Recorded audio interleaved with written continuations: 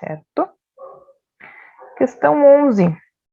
Os Hope testes, né? Que são testes funcionais, entram dentro da gama dos nossos testes funcionais, muito importantes na fisioterapia esportiva. Então, são testes de saltos unipodais, utilizados para avaliar funcionalmente os membros inferiores. Então, são critérios para a escolha do tipo de Hope test. Opção 1, a fase de lesão ou cirurgia. 2, o perfil funcional do indivíduo. 3, a idade do indivíduo. 4, as demandas exigidas do indivíduo. Vamos ver qual opção o gabarito nos dá. 11, opção E. Todas as alternativas estão corretas. Então, nós vamos escolher os Hope testes, né, para fazer na nossa avaliação, né, a gente vai levar em consideração, na hora da escolha de qual deles, eles são 6 Hope testes, 4 deles para joelho e 2 deles para tornozelo, então 4 validados para joelho e 2 validados para tornozelo. Então, a gente vai levar em consideração para fazer essa escolha a fase da lesão e a cirurgia, o perfil do indivíduo, a idade do indivíduo e as demandas que o indivíduo, né, tem. Então, todos esses critérios são importantes para a gente escolher qual teste desses dos Hope testes a gente vai utilizar. 12. Para participar formalmente de modalidades paralímpicas, é necessário que a pessoa com deficiência e das opções. Vamos ver. A. Apenas queira participar e apresente boas condições de saúde, independente da sua deficiência, etiologia e sequela. Não. B. Seja elegível para a modalidade escolhida em função da sua deficiência e sequela e passe pelo processo de classificação funcional da modalidade. C. Tenha apenas deficiência física e não apresente sequelas importantes que comprometam a performance esportiva. Não. D. Tenha completado o processo de reabilitação e esteja apta para ser submetida a treinamento de alta intensidade. Não. E. Tenha vocação esportiva, que é um dos quesitos necessários para elegibilidade e para a classificação funcional. Acredito que seja a opção B. Vamos dar uma olhada no gabarito. 12B. Vamos para a questão 13. Durante a avaliação do atleta, tanto na pré-temporada, baseline, como após a concussão. Outra questão de concussão, hein? Também estudem bastante concussão. Tende a cair bastante nessa prova. Então, vamos de novo. Durante a avaliação do atleta, tanto na pré-temporada, como após a concussão, o Sideline Concussion Assessment Tool, que é o SCAT, preconiza a utilização dos seguintes testes para avaliação do equilíbrio. Opção A, Star Excursion Balance Test, teste de dorsiflexão de tornozelo, Lang Test. Opção B, o BAS, o MBAS, que é o Modified Balance Error Score System, ou a marcha pé-antepé, que é o Tandem Guide. Esses dois, o MBAS, né, que é o modificado, eu uso bastante. O BAS, ele é um teste que está sempre dentro dos testes obrigatórios que eu faço de pré-temporada. Todos os meus atletas, eu sempre tenho os resultados do BAS para questão de concussão depois. Opção C, o Closed Kinetic Chain Upper Extremity Stability Test. Esse é um teste de ombro, né, de explosão, de parte de explosão muscular de ombro. Então, acredito que Os testes de saltos, né, que é o Hope test, acredito que não. O D, que é o Render Error Score System, que é o LES, é um teste de salto, para a qualidade de salto bipodal. O Y teste também ele é bem parecido com o Star Excursion, que avalia a estabilidade postural dinâmica, equilíbrio dinâmico. Opção E, Functional Movement Screening, agachamento unipodal step down. Olha, gente, o único que apresenta, né, o BES, e o BES é usado em concussão, é um teste funcional usado na concussão, então, né, prestem bem atenção, quando a gente falar em teste funcional para concussão cerebral, é o BES, né, o MBES, que é o modificado, então a opção, para mim, é a opção B. Então, vamos ver 13, opção B. Então, 13 é a opção B, porque é o único que apresenta, né, o BES. Vamos para a opção, a questão 14. Com relação, de novo, aos testes funcionais. É correto afirmar que são indicados para avaliar função do indivíduo em tarefas específicas? Sim. Identificar o possível risco de lesão? Sim. Opa, tem duas que estão corretas. Avaliar força muscular em tarefas funcionais? Sim. Acho que tem um erro de enunciado aí. Obter parâmetros para alta fisioterapêutica? Sim. Obter parâmetros de evolução clínica? Ixi, não tem opção. Todas as opções estão corretas. Vamos ver que utilidade. Opção correta, 14. 14. 14 foi anulada. Por que será, né? Porque todas estão corretas. E era para escolher só uma. Vamos para 15. O basquetebol é um esporte de ampla popularidade no mundo inteiro, abrangendo movimentos básicos como arremesso, passe, rebote, bandeja e posição de defesa.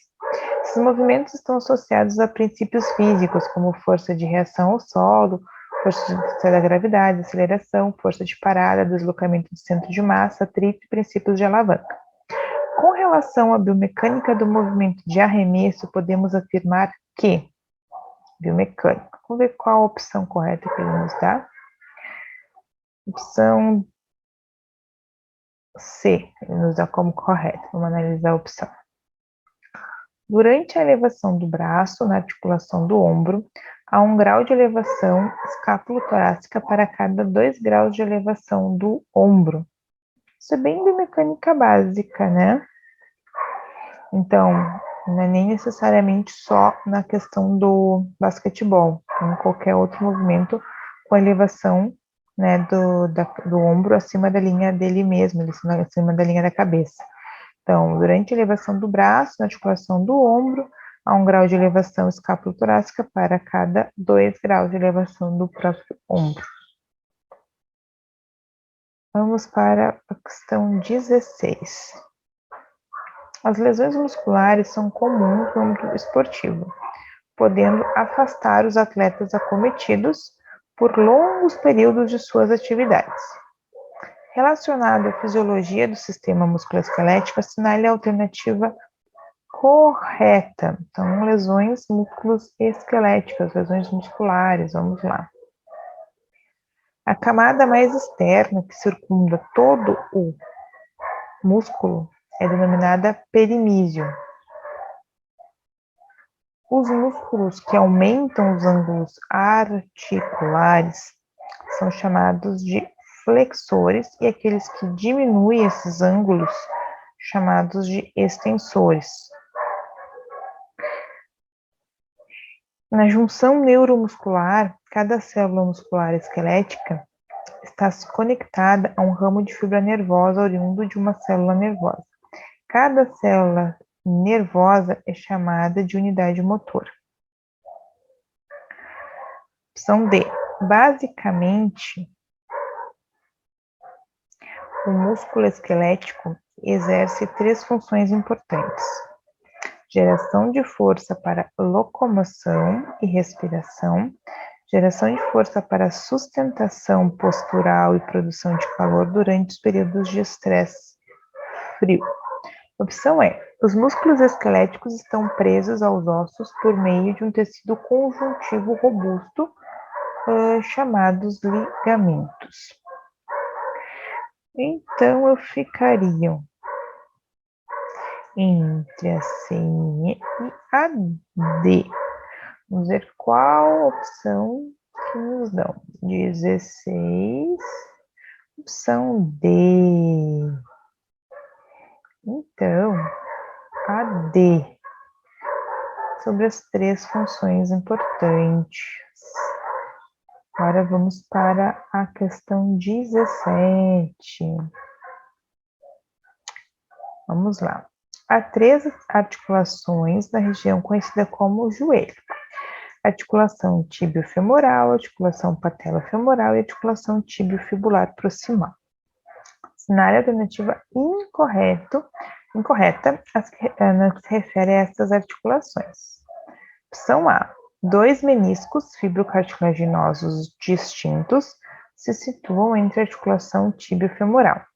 O menisco lateral ocupa a maior porcentagem da área do compartimento lateral, em comparado com o menisco medial no compartimento medial. Além disso, o menisco lateral é mais móvel e capaz de movimentar-se em mais do que o dobro da distância do menisco medial em direção antero-posterior. Opção B. O ligamento cruzado anterior proporciona a contenção parcial para o movimento anterior da tíbia em relação ao fêmur. Esse ligamento é responsável por 85% da limitação total nessa direção.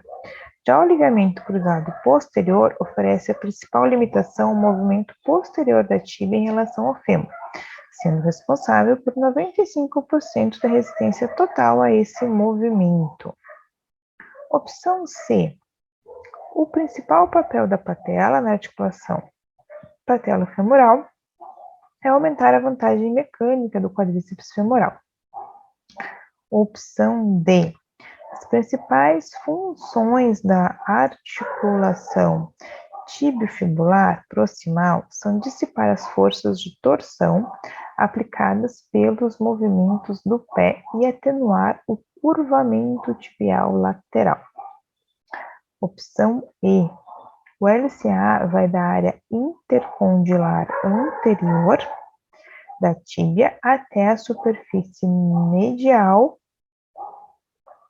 do côndilo medial, enquanto o LCP vai da espinha posterior da tíbia até o côndilo lateral do fêmur. Vamos ver qual dessas opções o gabarito nos dá como incorreta.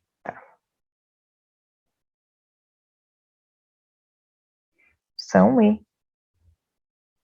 Então, a opção E, em relação às áreas de inserção dos ligamentos cruzado anterior e do ligamento cruzado posterior, né, é que apresentam, então, essa relação incorreta, essa afirmação é incorreta.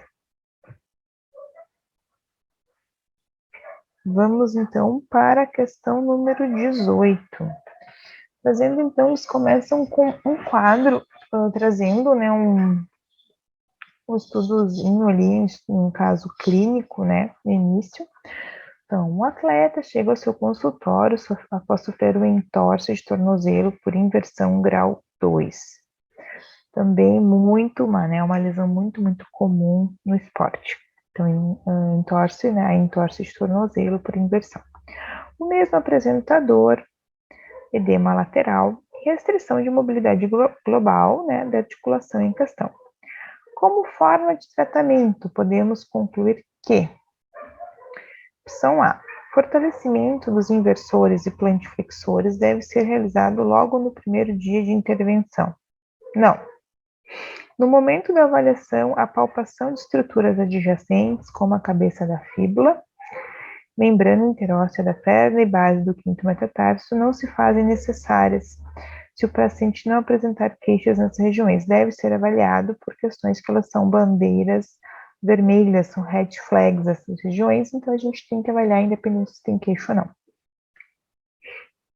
A mobilidade em dorsiflexão fica restrita após entorse por inversão, sendo assim necessária a mobilização deste arco de movimento já no primeiro dia de tratamento. Opção D. tibial anterior atuante na dorsiflexão e eversão do tornozelo, precisa ser fortalecido logo na primeira semana. E opção E, todas as alternativas estão incorretas. Eu estaria na opção E. Vamos ver 18. A 18 nos deu como anulada. Então, a 18 foi uma questão anulada. Sabe por quê que ele não, né? Vamos ver por que ele pode ter sido anulado.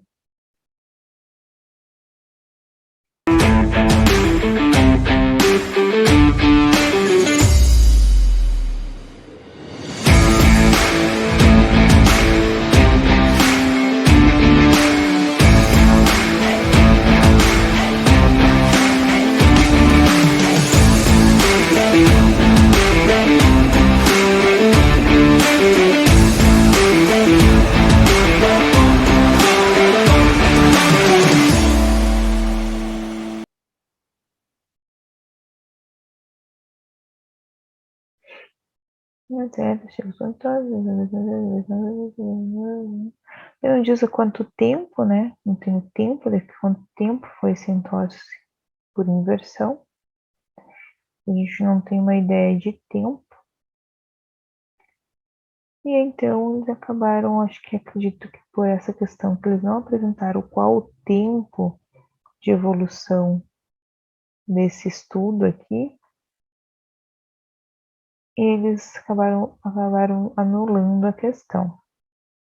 Questão 19, questão agora relacionada ao ombro, vamos ver.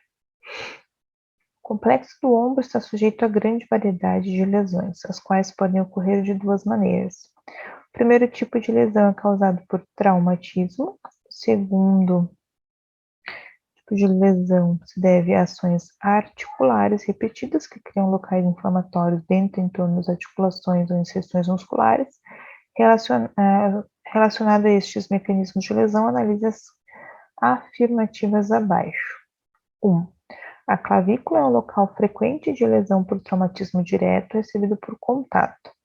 A lesão mais comum é a fratura do terço médio da clavícula. Essa lesão ocorre por queda sobre o ombro ou sobre o braço hiperestendido ou por algum golpe recebido no ombro, de tal modo que ocorre a aplicação de uma força ao longo da diáfise da clavícula.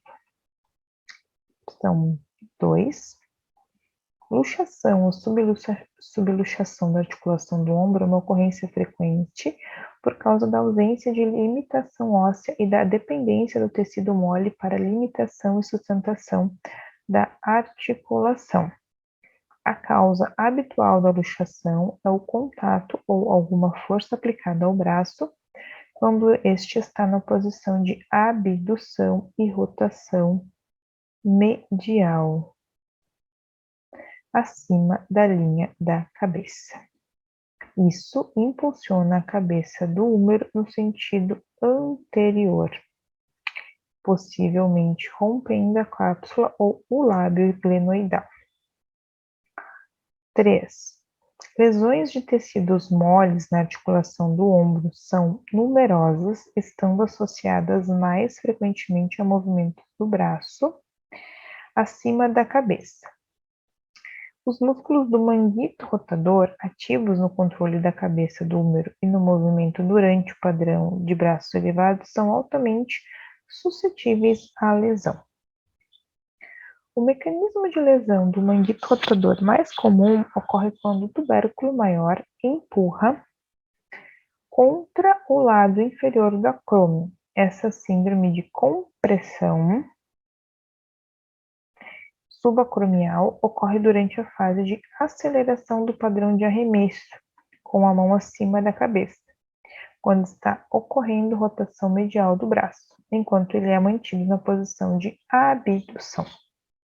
Vamos ver qual a opção 19 o gabarito nos dá. A B.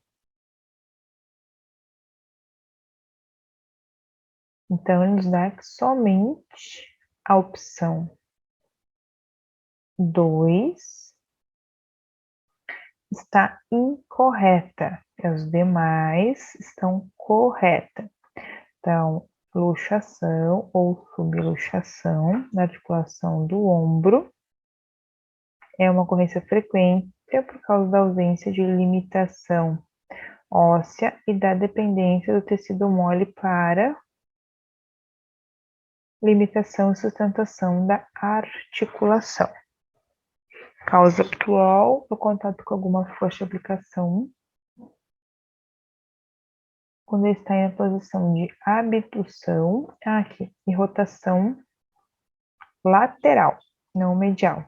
Então, é por isso aqui que a questão está incorreta. Tem que prestar muita atenção. Então, vamos para 20.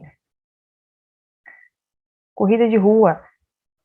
Com a popularidade das corridas de rua vem crescendo, também a incidência de lesões dos praticantes desses esportes. Sendo assim, se torna indispensável que o fisioterapeuta conheça a modalidade. Diante disto, assinale a alternativa correta em relação à biomecânica da corrida. A. Na articulação do quadril, o glúteo máximo controla a flexão do tronco do lado de apoio e desacelera a perna em balanço. O glúteo máximo no lado do apoio também controla excentricamente a flexão do quadril com os isquios tibiais. B. O glúteo médio e tensor da face lata controlam a pelve para evitar que ela se incline para o mesmo lado. C. Durante a parte propulsiva da fase de apoio na corrida, os músculos isquiotibiais estão pouco ativos enquanto a coxa se estende. O glúteo máximo também contribui para a extensão durante o apoio terminal, ao mesmo tempo em que gera rotação lateral até o momento da elevação dos dedos do pé. No instante, opção D, no instante em que ocorre o contato do calcanhar, uma breve contração excêntrica dos isquiotibiais flexiona o joelho para aumentar a força horizontal ou de frenagem que está sendo absorvida no impacto. Opção E, na parte de propulsão de apoio, os músculos do grupo do quadríceps femoral estão concentricamente ativos, quando o calcanhar se ergue do solo e em seguida se tornam excentricamente ativos até o momento de elevação dos dedos. Vamos ver qual das opções o gabarito nos dá. Opção correta, opção A. Então, na articulação do quadril, o glúteo máximo controla a flexão no lado de apoio e desacelera a perna em balanço. O glúteo máximo do lado de apoio também controla excentricamente a flexão do quadril com os isquiotibiais. Agora vamos para a questão 21. Atualmente existe grande preocupação no âmbito esportivo com os índices de fadiga, estando estes diretamente relacionados a lesões musculares, as chamadas lesões por overuse. Em relação à fadiga muscular, análises afirmativas abaixo. 1. O aumento na excitação do sistema nervoso central facilita o recrutamento das unidades motoras para aumento da força e alteração do estado de fadiga. 2. A repetida estimulação do sarcolemma pode resultar no aumento do tamanho e da frequência dos potenciais de ação. Porém, mudanças na frequência ideal necessária para a ativação muscular preservam a produção de força. 3. A fadiga pode ser considerada como um resultado de um desequilíbrio simples entre as necessidades de ATP do músculo e a capacidade de geração desse nucleotídeo. 4. O exercício, especialmente o tipo concêntrico, pode provocar ruptura física do sarcômero e reduzir a capacidade do músculo de gerar tensão. Vamos ver o que pode ser a opção B, mas vamos ver lá. A questão é a questão 21. 21, opção E. Vamos ver lá. 21, opção E. Então, somente 1 e 3. Eu tinha chutado a opção B. Tinha considerado a 2 também. Vamos reler a 2 para ver onde ela pode estar errada. Repetida estimulação do sarcolema pode resultar no aumento do tamanho e da frequência dos potenciais de ação. Repetida estimulação do sarcolema pode resultar na diminuição do tamanho e da frequência dos potenciais de ação. Aqui está o erro. Então, aumente a opção 1 e 3. Isso é sempre bom de reler. 22, voltamos ao LCA. Lesões de LCA em atletas do sexo feminino são comuns nos esportes como futebol e voleibol. Acredita que fatores mecânicos como o joelho valgo, maior distância intracetabular, consequente aumento do ângulo Q, associados à fraqueza do complexo póstero-lateral do quadril, podem ser fatores predisponentes a estas lesões. O fortalecimento desses grupos musculares se faz necessário em um programa de prevenção a estas lesões. Sendo assim, a cenário alternativa que contém todos os músculos que fazem parte deste complexo. Então, vamos ver. Mecanismos como o valgo dinâmico do joelho, fraqueza póstero-lateral do quadril. Vamos lá.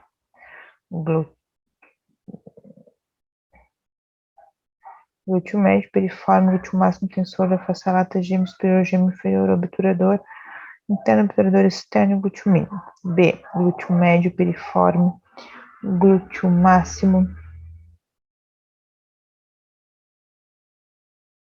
obturador externo e quadrado femoral. C, glúteo médio, piriforme, glúteo máximo, glúteo mínimo, gêmeo superior, gêmeo inferior, obturador e quadrado femoral. D, glúteo médio, piriforme, glúteo máximo, tensor da face lata, gêmeo superior, gêmeo inferior, obturador interno, obturador externo e quadrado femoral. E, glúteo médio, piriforme, glúteo máximo, glúteo mínimo, gêmeo superior, gêmeo inferior, obturador interno, obturador externo e face lata. Mas tá bem repetitivo isso aqui, né?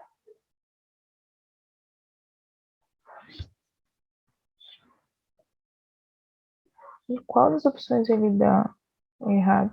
Essas respostas estão bem repetitivas. 22. Foi anulado. Meio óbvio. As respostas estão bem repetitivas, alguns músculos estão, algumas questões estão praticamente iguais. Então tá bem difícil definir aqui. Essa questão mesmo ficou bem estranha. As respostas da questão, eu não sei até que tá bom, mas as respostas estão bem difíceis de entender. 23. A articulação do joelho é uma área do corpo frequentemente lesionada, dependendo do esporte, responsável por 25 a 70% das lesões registradas. No que se diz respeito às lesões que acometem essa estrutura, é incorreto afirmar. As lesões traumáticas no joelho geralmente envolvem os ligamentos. Os ligamentos são lesionados como resultado da aplicação de uma força causadora de uma ação de torção no joelho. B. Se o tronco e a coxa realizarem rotação sobre o membro inferior em uma situação de sustentação do peso, o LCA poderá sofrer entorse, ruptura sobre o côndilo lateral do fêmur. Se movimenta porque o côndilo lateral do fêmur se movimenta posteriormente em relação lateral. Na região, opção C. Na região lateral do joelho, situa-se o trato iliotibial, o qual frequentemente fica irritado ao movimentar-se sobre o epicôndilo lateral do fêmur. e inflexão e extensão. A síndrome do trato iliotibial é observada em indivíduos que correm em estradas com a superfície curva, afetando especificamente o membro do lado mais baixo da estrada. D. Dor na parte anterior do joelho está presente na maioria das lesões por uso excessivo dessa articulação, especialmente em mulheres. Síndrome da dor patelofemoral é a dor localizada em torno da patela, frequentemente observada em indivíduos que exibem alinhamento em varo ou retroversão femoral do membro. Acredito que eu dar uma confirmada aqui. Acho que a opção D é a opção errada, mas vamos seguir para a opção E. A dor posterior pode também estar associada à distensão ou tendinite da inserção do músculo gastrocnêmio ou ao acúmulo de líquido nas bolsas, o chamado cisto de Becker ou cisto poplíteo. Vamos ver a opção 23, opção D. 23 é a opção D. Por quê? Porque a síndrome de dor patelofemoral, né, localizada na patela, é frequentemente observada em indivíduos que exibem elemento em valgo e não em varo. Por isso que tá errada a questão. Opção 24. Vamos lá, questão 24. Há duas categorias de lesões na articulação do cotovelo: lesões traumáticas ou de grande força e lesões repetitivas ou de uso excessivo. Em relação a estas lesões, analise né, as afirmativas. 1. Uma grande força muscular pode causar ruptura da cabeça longa do bíceps braquial, observada comumente em adultos. Os movimentos articulares que facilitam essa lesão são hiperextensão do braço, extensão do antebraço e pronação do antebraço. 2. Uma queda sobre o cotovelo pode irritar a bolsa do olecrano, causando bursite do olecrano. Essa lesão parece ser muito incapacitante por causa do inchaço, mas na verdade causa pouquíssima dor. 3. Epicondilite medial é uma irritação do local em que os músculos extensores do punho se inserem no epicôndilo medial, os músculos flexores. As lesões laterais por uso excessivo do cotovelo geralmente ocorrem como consequência do uso excessivo dos flexores do punho em seu local de inserção no epicôndilo lateral, inverso. Então, a opção 3 e 4 estão erradas. Ficaria, então, a opção 1 e 2. Então, é a E. Vamos ver se é 24.